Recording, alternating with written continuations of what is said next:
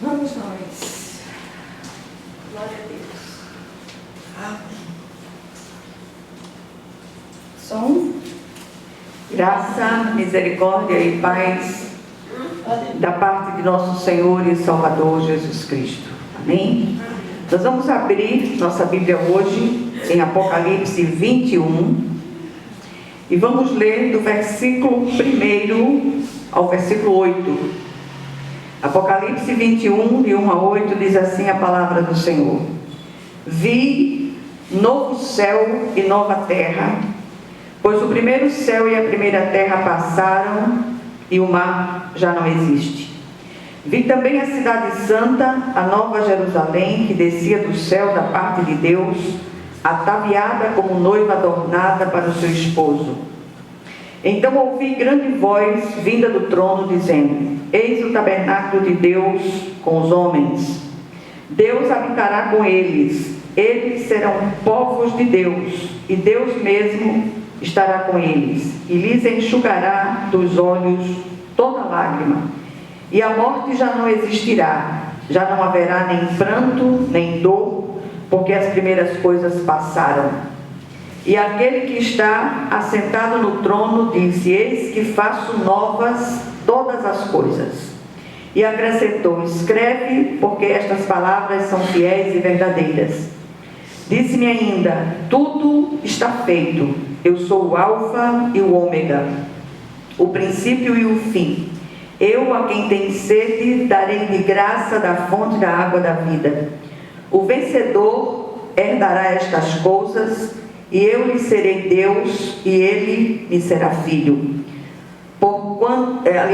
Quanto, porém, aos covardes, aos incrédulos, aos abomináveis, aos assassinos, aos impuros, aos feiticeiros, aos idólatras e a todos os mentirosos, a parte que lhes cabe será no lago que arde com fogo e enxofre, a saber, a segunda morte. Amém? Amém. Vamos orar. Senhor, nosso Deus e nosso Pai Celestial, clamamos a Ti, Senhor, confiados no poder que há no sangue de Jesus, que o Senhor venha falar aos nossos corações de um modo vivo, de um modo especial, que nada se perca dessa palavra de hoje, tudo aquilo que o Senhor deseja ministrar aos nossos corações encontre abrigo em nós, e que assim seja, para a glória e honra do Teu nome, em nome de Jesus. Amém. Amém. A palavra de hoje é uma palavra de consolação para os abatidos e contritos de espírito. E a grande pergunta é: quem de nós não está abatido e contrito de espírito? Há uma inquietação, falávamos sobre isso há pouco, há uma inquietação, há uma angústia muito grande diante de tudo que nós estamos vendo e vivendo, e que só uma grande intervenção do céu para mudar a realidade que a gente vive. Nada mais alentador do que recorrermos a esse texto escatológico no meio das nossas lutas diárias. O texto está em um contexto que fala da nova Jerusalém celestial, dos novos céus e da nova terra, que esperamos tão ansiosamente. É consolador antever o que nos aguarda. Paulo apóstolo traduz esse sentimento dizendo: a nossa leve e momentânea tribulação produz para nós eterno peso de glória acima de toda comparação. Nunca foi tão necessário que os cristãos olhem para o Cristo, olhem para a cruz, olhem para o futuro glorioso que nos espera. O texto, ele traz algumas coisas que eu queria compartilhar com vocês. Primeiro, uma revelação da parte daquele que vive e reina eternamente. No versículo 5 diz: aquele que estava sentado no trono, disse: estou fazendo novas todas as coisas. Nós temos percebido uma tendência ao desânimo, à inquietação, o que é normal diante de tudo aquilo que a gente tem visto e ouvido. Porém, não podemos perder de vista as grandes e muito preciosas promessas de Deus. E o texto ainda acrescentou: escreva isto, pois estas palavras são verdadeiras e dignas de confiança. Disse-me ainda: está feito, eu sou o Alfa e o Ômega, o princípio e o fim. Nada, absolutamente nada, foge ao controle soberano do nosso Deus. Tudo isso que vocês estão vendo, que nós estamos vendo, em termos de tudo, está debaixo da autoridade do Senhor. Até quando Ele permitir e Ele resolver dar um basta nisso tudo. Muitas vezes o Senhor permite determinadas coisas para que aprendamos, para que raciocinemos, para que olhemos para o Cristo e não para homens. Nós temos a tendência normal, humana, de endeusar determinadas pessoas no nosso tempo. E o Senhor está dizendo: olhem para mim. Que nós possamos olhar para o Senhor, autor e consumador da nossa fé. Segundo lugar, o texto traz 4 promessas, versículos 4, 6 e 7. Ele enxugará dos seus olhos toda lágrima. Não haverá mais morte, nem tristeza, nem choro, nem dor, pois a antiga ordem já passou. A quem tiver sede, darei de beber gratuitamente da fonte da água da vida. O vencedor herdará tudo isto, e eu serei seu Deus, e ele será meu filho. Olha que coisa tremenda. E a gente precisa olhar apuradamente e acuradamente para essas grandes e muito preciosas promessas de Deus. Tudo que estamos vendo passará. Nada do que está acontecendo à nossa volta, em termos de país, em termos de mundo, permanecerá. A nova ordem virá, mas da parte de Deus. Em terceiro lugar, o Senhor traz no versículo 8 uma sentença aos ímpios de todas as épocas. Mas os covardes, os incrédulos, os depravados, os assassinos, os que cometem imoralidade sexual, os que praticam feitiçaria, os idólatras e todos os mentirosos, o lugar deles será no lago de fogo que arde com enxofre. Esta é a segunda morte. Ouviram? Nada permanecerá do jeito que está. E aí eu queria trazer também algumas considerações, pelo menos 3, a respeito desse assunto. Primeira, não tem como não dizermos um alto e sonoro aleluia aqui. Estamos todos tão necessitados de consolação e cura. Queremos receber um abraço do céu, pois este é o único abraço que pode nos acolher e amparar, fazendo sossegar a nossa alma inquieta. É preciso que as coisas se façam novas, e só o grande arquiteto cósmico pode fazer isto. Essa velha, deteriorada e caduca ordem precisa ter fim, e terá. Nada na terra parece ter conserto. E isso não é um pessimismo humano simplesmente, é a constatação de um fato. Nunca a depravação total do homem se fez tão evidente.